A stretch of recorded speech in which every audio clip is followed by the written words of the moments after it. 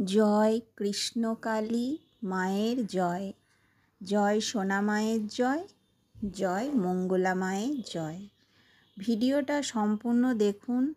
এই ভিডিওতে খুব সুন্দর একটা তথ্য আমি জানিয়েছি, তাই ভিডিওটা সম্পূর্ণ দেখুন, স্কিপ করবেন না। যে স্কিপ করে শুধু ওই অংশটা শুনি, তখন কি হবে, যে অংশটা আপনি শুনলেন না সেটা কিন্তু আপনি মিস করে যাবেন। এবং এখানে প্রত্যেকটা কথা একটার সাথে একটা সম্পর্কিত, তাই সম্পূর্ণ ভিডিওটা দেখবেন, আপনারা এতে অনেক কিছু আপনাদের সুবিধা হবে। তো কৃষ্ণকালী মায়ের মন্দিরে জবা ফুল খাওয়ার কথা বলেন। সে জবা ফুল কীভাবে খাবেন, কটা খাবেন, কী রঙের খাবেন, কখন খাবেন।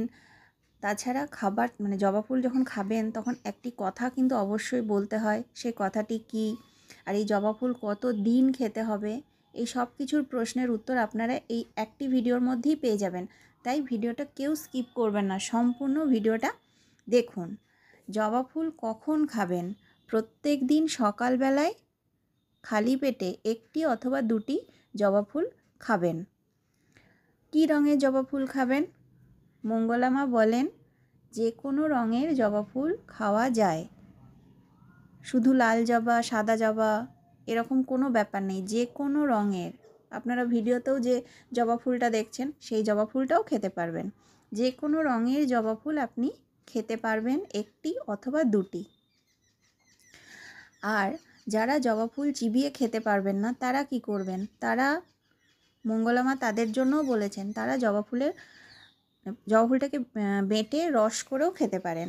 কাজ কিন্তু একই হবে। আপনি জবা ফুলটা চিবিয়ে খেতে পারেন, জবা ফুলটা রস করে খেতে পারেন, আপনি যেভাবেই খাবেন কাজ কিন্তু একই হবে।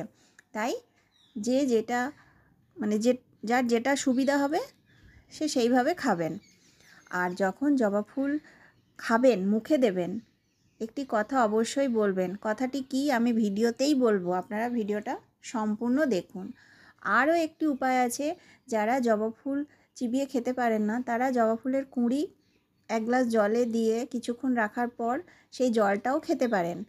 আর যারা জবা ফুল সবসময় হাতের কাছে পান না, মঙ্গলা মা বলেন যে অনেকগুলো জবা ফুল একসাথে কিনে ভালো করে ধুয়ে শুকিয়ে সেটা মিক্সিতে পাউডার করে একটা শিশিতে রেখে দেবেন, রোজ একটু একটু করে খাবেন। তো খাবার আগে ওই যে জবা ফুল পাউডার, জবা ফুল চিবিয়ে যেভাবেই খাবেন তার আগে একটা কথা বলতে হয়। সে কথাটি কি? কথাটি হচ্ছে আপনি যে কারণে জবা ফুল খাচ্ছেন সেটি কিন্তু অবশ্যই মাকে মনে মনে জানাবেন, মায়ের কাছে প্রার্থনা করবেন, তারপর আপনি জবা ফুল খাবেন। জবা ফুল চিবিয়ে খাবেন অথবা জবা ফুলের কুঁড়ি ভেজানো জল খাবেন, যেটাই খাবেন, খাবার আগে কিন্তু অবশ্যই মাকে মনে মনে জানাবেন যে আপনি কী কারণে জবা ফুল খাচ্ছেন। আর খাবার পরও মায়ের কাছে প্রার্থনা করবেন, মাকে জানাবেন, মনে মনে জানাবেন। আর জবা ফুল কতদিন খেতে হবে? জবা ফুল 1 মাস খেতে হয়, টানা 1 মাস খাবার কথাই মঙ্গলা মা বলেন। অনেকেই প্রশ্ন করেন যে মাসের 3-4 দিন প্রবলেম হয়, তারা কি করবেন?